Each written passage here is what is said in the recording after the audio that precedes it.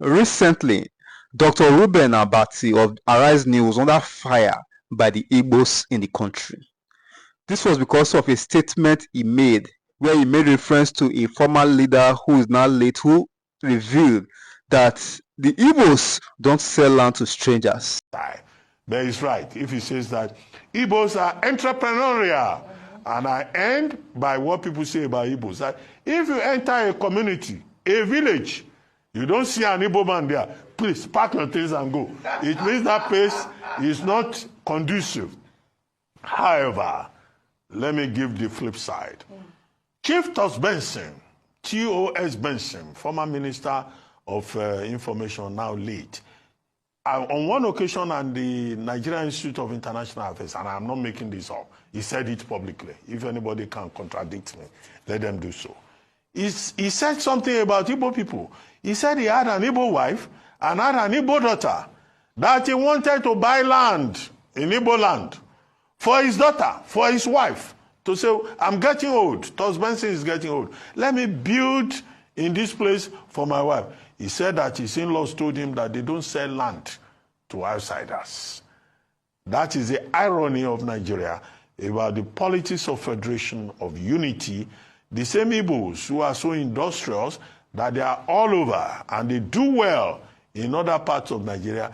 You go as a non-Igbo man to go and buy a land, you will be told that you don't belong, even as an in-law. That's by way of an aside. However, that statement has been generating a lot of controversies across the nation.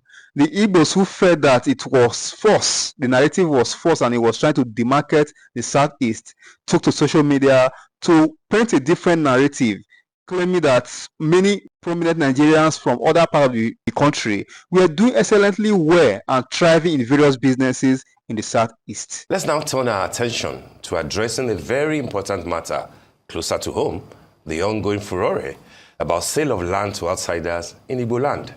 It took a completely different turn in the past week here on The Morning Show when two of Arise News' shining stars had a bit of an argument about that subject. But in our bid to greater understanding of the subject matter, we now turn to Professor Ikechukwu, a worthy son of Igbo land, who is also the Executive Director of Development Specs Academy in Abuja. Good morning, Prof.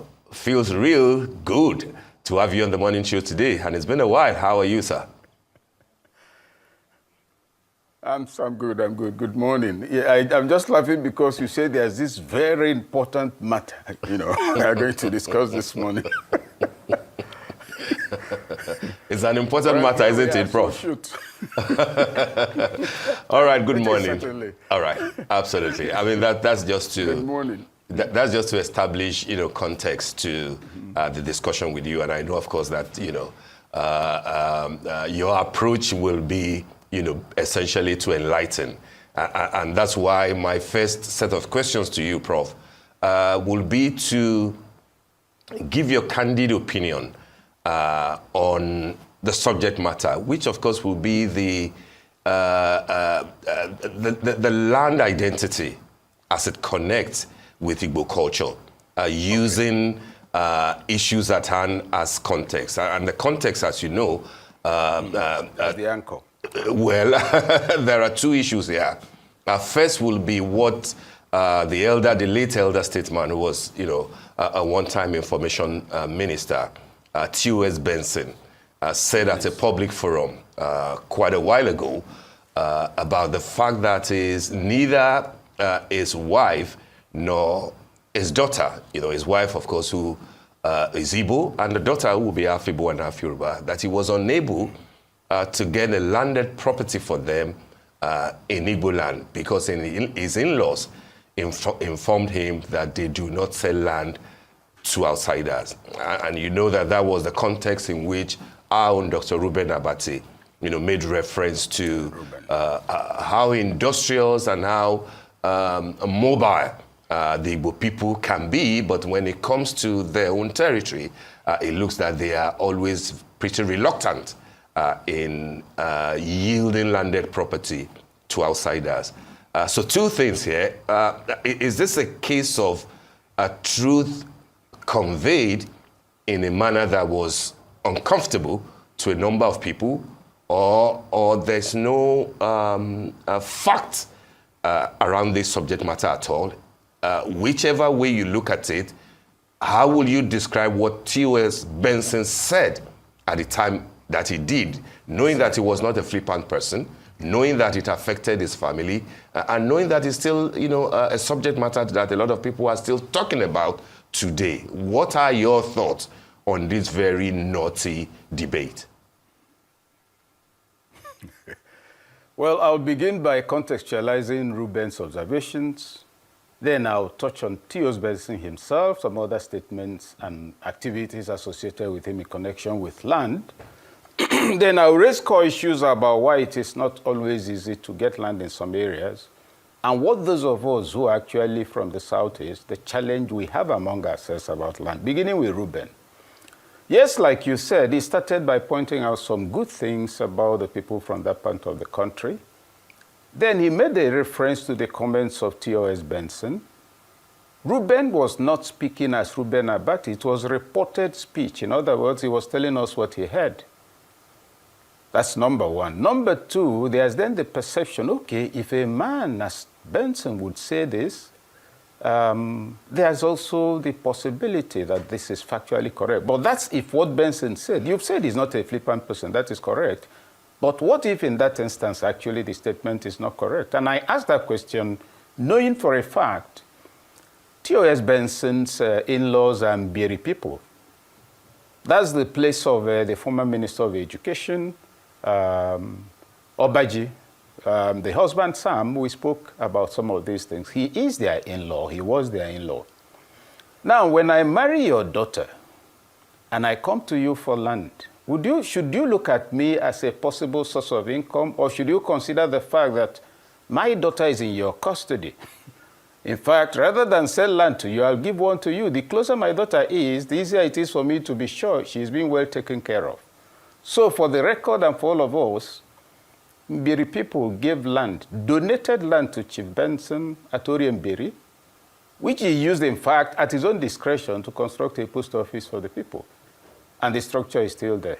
So recontextualization, Reuben did not set out to misinform anybody by the statement he made, but he was correctly quoting Chief Benson. Now, so let us also get it to that point. And then when the altercation, if you like that expression, between him and his colleague, brilliant presenter, the young lady, remember he said, in a bit of anger, which was a little too heated, that if others, apparently he has some other sources, and if others have, let them present anthropological evidence. Now, the point there is this. You can carry out a research on the behavior of Gwagwalada people. That research will require field work. The result you get will depend on whom you interviewed. And if later I read that work, I'll say, oh, Gwagwalada people have these qualities. And I make this with, I recall that 2019, yes, I was in charge of Tambuwal's campaign for president, and some people came and presented in poll results with 58% showing that Nigerians wanted him to be president. I told him, Your Excellency, this is a non-starter. He said, how? Delegate elections is not a popular election. So you carry out a poll among people in the street, everyone knows who they are, and you come to say, which Nigerians? So you get the point that even where you have anthropological evidence of this sort, secured through polls and research and questionnaires, it doesn't guarantee anything. Why I take this trajectory is for us not to. There's what you call reported speech. In interpretative writing, when I make a statement and you say, okay, Ikechukwu said, you're conveying what I said. If I now say, okay, Ikechukwu said, and I agree, I'm endorsing, I'm taking ownership. So having contextualized it from the origin of the expression itself, that it was a narrated story, I've also presented counterfactual that the man actually has land donated to him. I will add that the former director of works at the Federal University of Technology in Owerri has land in Owerri that he bought. That's where he lives. He's a farmer today. If you go to Owerri, you have the Rotibi Street off Douglas Road. That street is named after a Yoruba man who back then bought practically the entire area. He was a great entrepreneur. Those the Igbo people who own lands in those areas bought it from him. Then, of course, you recall that Umoru Atine Alaji was a mayor of Enugu sometime in the 60s, or was it 50s now. he was also in charge of land allocation. Igbos didn't meet and sell in, don't sell to outsiders. If you go to Enugu today, the one area, Garki area, people from all over the country have land there. So there's, I think even for me personally, when I watched the controversy, I said, thank you, Ruben, because this has thrown up a matter on which there should be national discourse. More people will gain information and will all be the better for it. That's the essential point. The second one is about land generally. You know, why would anybody, you say, oh, you know, but if you go to the east, you don't have too many people who are not Easterners who have land. And the question is, why is it that people have land elsewhere? Because there's business elsewhere. Tell me, what federal establishments do you have in Enugu, in all over the southeast, that will make me leave my place in Yoruba land to come and buy land? Is it to be a villager? So we must also see the connection between national infrastructure, national institutions, national political headquarters, etc. The limited absence of that in the southeast makes the land there totally unattractive for anybody to procure. Why are Igbos buying up lands in Lagos? Because they need it. And I speak from some involvement in what's going on at that in the area of business. Little Road used to be made up of a couple of tiny bungalows. The same with Enowa Street. Go to Enowa today, there's no building there that's less than 2-story buildings. Check the history, you'll find out that it was the traders who went to negotiate with most of the people. Allow me build a 2-story building here. I will use it for warehousing. You live in part of it. After 10 years, it becomes yours and I begin to rent. And I speak because I know those who did that, some of them who were direct relations. That's how most of those places got built up. You may also recall that Nnamdi Kanu, an Igbo man at a point he was governor, actually met with the people, called them to a meeting and said, stop selling land. Do leases. Make this arrangement. That's when this alternative thing came up. Now, an Igbo man will not go to Newe and build a 2-story building to store his things because there's no port near him. He'll be throwing his money away. So all of that, you can take it into account. Why will I leave Kanu to come and buy land in Imo State or in Anambra State? Am I on drugs? There is nothing going on in those places. So the political economy of the Nigerian state is also partly responsible for the things we are blaming on other things. Now, putting all of that aside even, let's pretend all of this doesn't exist. National infrastructure. The rail system of any nation is at the arteries of that country. Do you have rail in Nigeria? Yes. Do you have it in the southeast? No. Did you used to have it in the southeast? Yes. How did some of us know places like Saminaka, Kajuru, Lafia, etc.? It was because we traveled by road. You don't have that anymore. And so, putting that aside as well, let's come to the issue of land. You say, oh, you know, land holding system. No, I'm not going to talk about land holding system, but I'm going to talk about personal experience. The southeast is land choked. The land is not available. You go to most places in the southeast, you find that people bury in their compounds. My parents are no more. One of my sisters is no more. They are buried in the old family compound. My cousin Ide has a section of his land he uses for that. So there are other things to be understood. First, the land is not available. Where is available and you want to buy it, you buy. Go to Onitsha. Onitsha Business School is owned by Shogbeson. Professor Shogbeson is a Yoruba man. He started it in 2010. So it's not like saying, oh, it's only in the 60s, you know. These days, they are not doing it. Today, it is thriving as one of the best business schools, working with the people. Last week, I went there to give the keynote address on innovative entrepreneurship for under 45s. Most of those who came were the people in the environment. You wouldn't know he doesn't belong there. So, in essence, taking it, you know, in that trajectory, what has emerged is a perception that was fueled or is being fueled by people who talk about it. Ruben diligently acknowledged the virtues of the Igbos he knew. Put a however based on a story by Chief Benson. Looking back at it, I don't know whether Chief Benson meant it in jest, but the fact that he has land actually donated to him by Mbiri people, who are now, right now, in fact, I understand, very, very angry about all of this, that they are being misrepresented, where he went out of his way to build them a post office on that land, etc. And also the cultural practice. But Prof. That your in-law wants land near you. Prof, sir, if I may cut in quickly. I'm here. On the Mbiri part that you mentioned, and the post office that the late Charles Benson built. Was that his intention? I think that the speech that he gave in Lagos had to do with the fact that he wanted to buy a parcel of land for his wife and for his daughter. You have, clarified that he got a donation of a land, from his in-laws. That would certainly be correct given the context that you have given to it. But for the land that he wanted to buy for his wife and for his daughter, do we have any contrary opinion against what he has said and the fact that he was unable to do that? Okay, let me. Yes, go on, sir, go on. I have no interest, actually I have no interest in defending either Benson or Mbiri people or Ruben. I'm concerned to see if we can be objective in understanding all of this. Chief Benson is not here to be interrogated, so we can't say for sure to what extent all of this, his own reaction. Why would you donate land to a man you refuse to sell land to? At the time he was buying bricks to build, did he write "I'm building a post office"?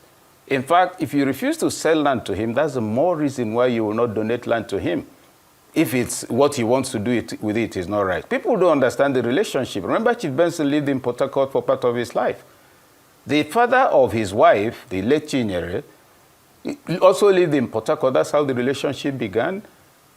One basic thing about the people, he was one of their most loved friends. And I use the word friend consciously because the entire people held him as one of their own. So the land, so to now say, they donated land to him to build post office, but they didn't sell land to him to build a house. Let's recontextualize it. A good in-law. He comes to buy land. You say to Fiakwa, it's abomination. Professor, We are I'd like donating to land ask to a you. question. And they gave him a piece of land. I'd like to ask a question, particularly when it comes to land and inheriting, because I want to ask, does this have to do with it being for a woman, his wife, or for his daughter? Because I know just not long ago in Igbo land, women couldn't inherit from their fathers in some places. So could this have to do with gender? Do we have different views on what women can own in different parts of the country? No. The question of gender is practically global, African and Nigerian. There's a tendency to treat the female gender as the junior partner or a no partner or as part of the man's property. And the inheritance thing is all over the place and all over the country. So it's not an Igbo thing. Secondly, an Igbo woman can build on his land.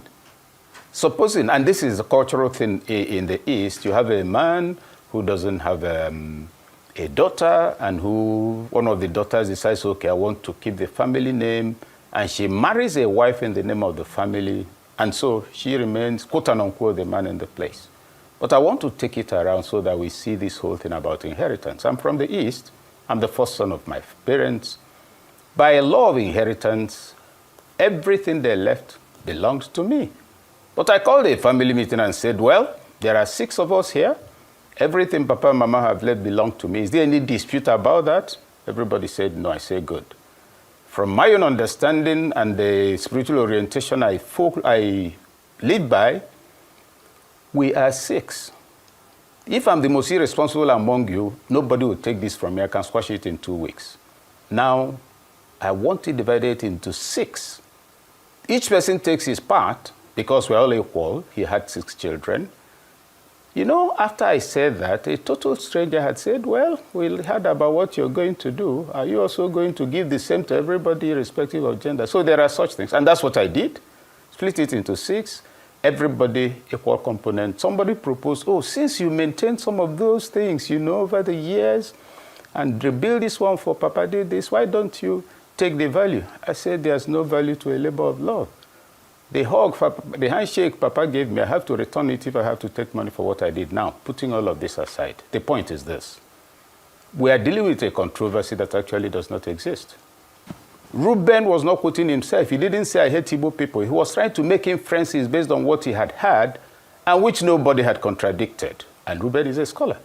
So maybe the anger was like, look, are you querying what I think? It could have been better handled, but the issues are clearly as simple and straightforward as they can be.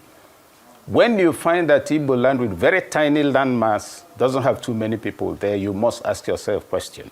Why would anybody come to the southeast to buy land? Just tell me what business is going on there.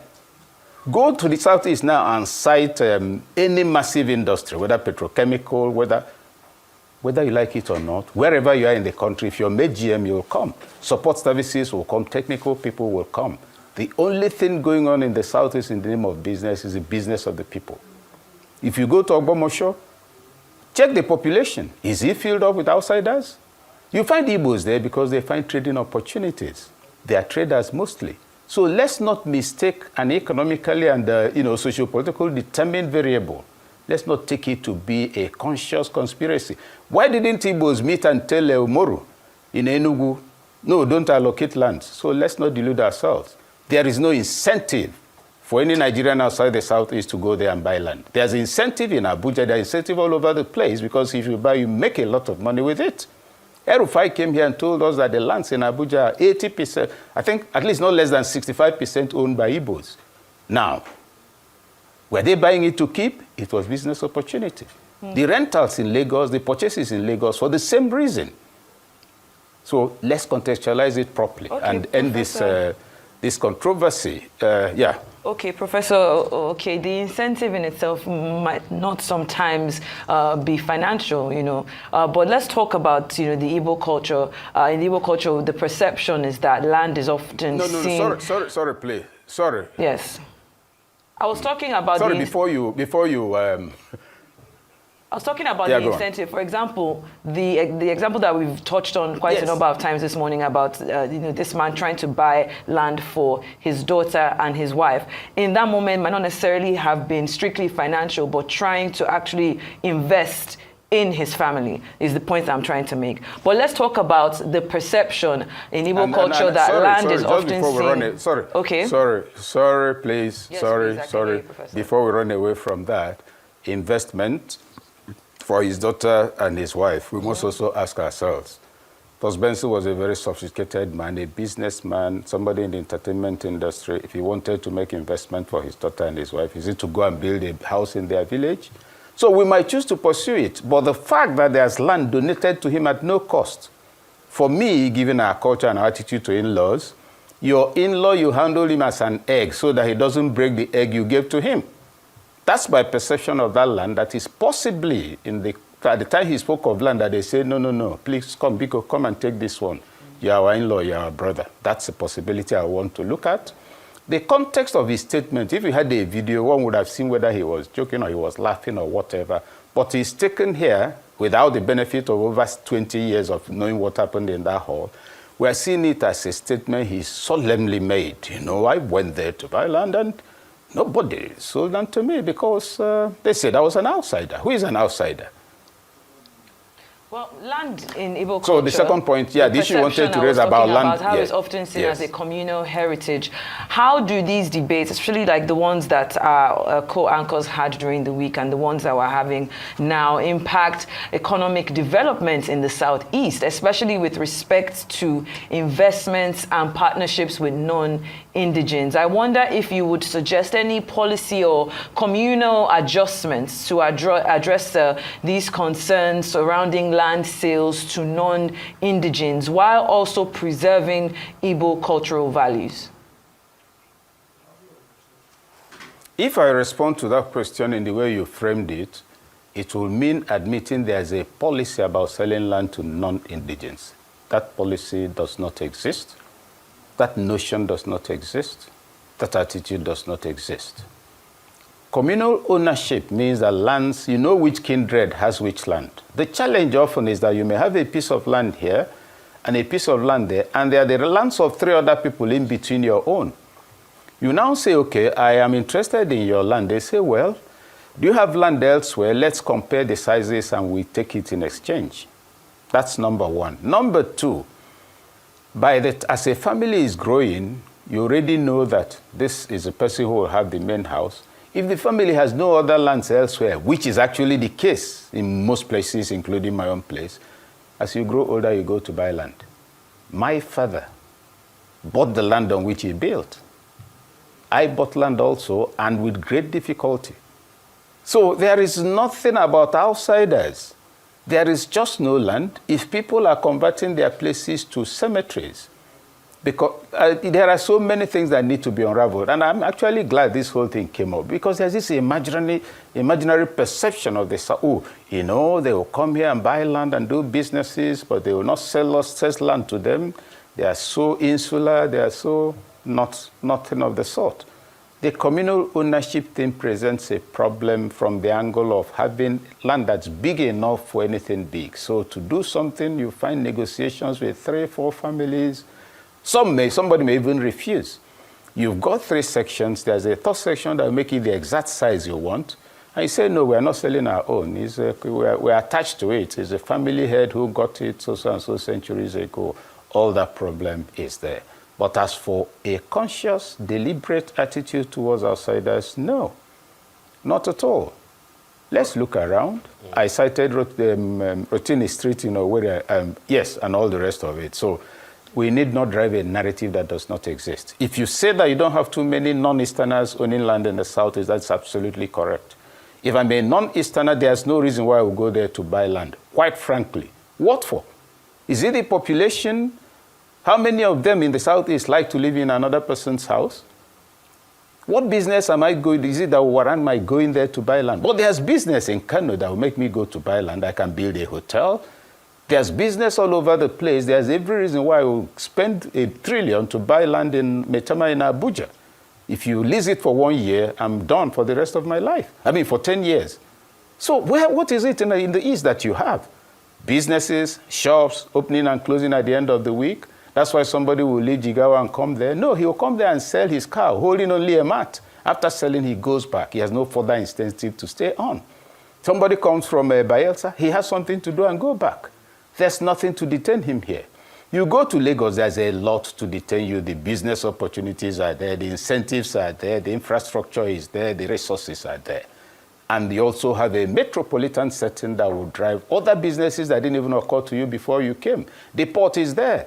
If you're not going to be importing and selling, you can service those who are doing that. Please tell me what's going. Take Innocent out of the Southeast, take Coscharis, take a few of the companies out of the Southeast, which are individual investments. Take them out of the Southeast and tell me what kind of region that is. And as I said earlier, where is the rail line in the Southeast?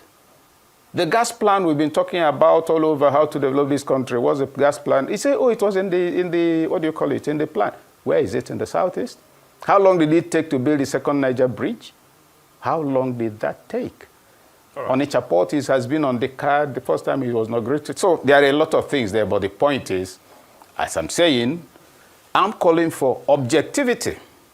I'm calling for clear, critical thinking. I'm calling for a sense of responsibility in addressing national issues. And I think Ruben threw up a matter that has enabled us clarify something. And I repeat, his opening engagement in this was not his own statement, it was reported speech. As annoying as late observations may be to some of us and everybody, the fact remains that in that initial intervention, it was a reference. Why are we not angry that he started by praising Igbos? It was also opinions he had heard and accepted. And this time, the second instance, Benson, well, we assume he's not flippant, yes, but a statement that's over 20, 30 years old, without the person, without the benefit of a videotape, we can solemnize it, whereas it doesn't have that status in history. That's my submission. All right, Prof. I mean, very good submission indeed. I mean, you've put a very useful clarification, to this whole subject matter. But before we let you go, I would like you to comment further slightly on the important aspect of all this that you have raised, which has to do with the fact that, yes, even if land is available for outsiders, Yoruba, Hausa, Delta, Lebanese, what is there in Igbo land to attract a non-resident, which is important. And I think that this will be a question, therefore, for not just the authorities in government in all the 5 states of the Southeast, but to also the billionaires and businessmen of Igbo extraction who are mostly outside of that region. For a number of times, the Igbos are compared to the Jews in terms of how proficient they are, how industrious they are. But of course, nobody will say that the Jews have not done anything in their homeland of Israel. We know of how powerful they are in terms of military base, in terms of agriculture, in terms of IT and everything. Why do you think that ideal development has eluded the Igbo land in spite of the, huge number of billionaires, huge number of talented people who can turn that place into another Lagos, beyond Lagos or Abuja, into a mini Dubai and things like that. That was the whole point of Aba and the revolution that was meant to happen there, but which we never saw. Why do you think that this has endured for a while, this unenviable reality that there's no point going there to want to buy land, even if you have the authority to buy land? Well, you're bringing up a very touchy issue, but a crucial one. The problem of group cohesion is as simple as that. The eco-20 philosophy, I can do it. You're not the one who put the roof in my house, so you can't tell me what to do. But critically and very seriously, there is a crisis in that region, my perception of it, which may be mistaken, that's at the elite level. I have billions, I have brilliant ideas, I begin to execute them. Whereas if I took the trouble to talk with one or two other people who have billions like me, we can have economies of scale, we can make greater impact, since none of us is contesting elections, etc. So turn it around and look at it this way. 1981, I was staying with my uncle in Zaria, and I noted that all the cabs, all the taxis, then there were really very few buses. All the taxis in Zaria were green in color, that's the color of the taxi, and it would be difficult to find any of them that the number was not OYO, Oyo, or Ogun, so that sort of thing. So we're talking about it, and then something struck me. Much later, if you go to Oyo to register your car, that's revenue going into Oyo State, but you come to drive it. It was conscious, and eventually I spoke with somebody from that part of the country, and that hit me. Now, what's the attitude of the man from the southeast when he's in other parts of the country? And I say this with a sense of responsibility as an adult, and as a Nigerian, and as an Igbo man. In reverse order, first as an Igbo person, somebody of Igbo extraction, not an Igbo man, because manhood is spiritual, not Igbo. You have Seriki Hausa in many places, and you have Ezigbo in many places. In the case of Seriki Hausa, it's often the northern elder leadership behind the scene that determines who becomes the Seriki Hausa in any place. Question: who is it that determines who becomes Ezigbo in different parts of the country? Is it a group consensus? No. But if the Ezigbo does something wrong, I say that Igbo people have come again. You have an Ezigbo in a Joy estate. In an estate, there's a king, right? So that's at that level of limited group cohesion. Then elite consensus. Then also the challenge of the intelligentsia. If you go around, you find that, and I've taken time to study this in the last 9 years, the Igbos have probably 3-4 times more WhatsApp groups than others.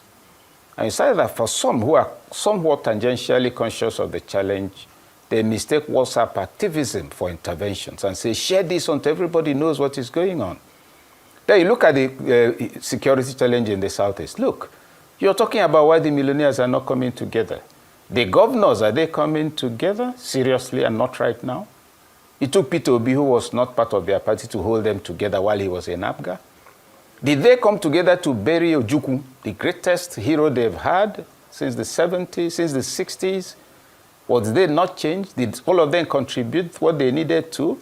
Why was the date shifted? We just concluded the burial of Chief Iwanyanwu, fortunately with some glory. I was chairman of the publicity and the media committee. How was that supported by Igbos? When would I rally around their heroes? How was Ekweme buried? Was the memory, political consciousness of those who mark the steps that are bringing Igbos to where they are? So if you talk of Igbo development, some people will hold a meeting and say, yes, we have a plan, we have plans. Like you find yourself invited to some of them, how to develop the Southeast, and I ask, are any of the governors represented in this meeting? No. I say, this is political illiteracy. The lands are under them, you're planning a road, you don't have the resources, etc. So To come back to your question and in very substantive terms, we need greater cohesion in the Southeast. And political leadership can help with that. But when the big and major players are fighting each other, as you can see that happening, it becomes a question of man past man, as they say in local parlance. So coming together with all the billions to develop the Southeast will be good. But as things stand today, and given the disposition of many of those who are in a position, who are capable of doing that, the challenge is that of who will be at the head of the table. That's part of the challenge. But why I don't say it's a challenge is that each person can be doing the bit he can at his own level. There's the other thing also about the Igbo spirit.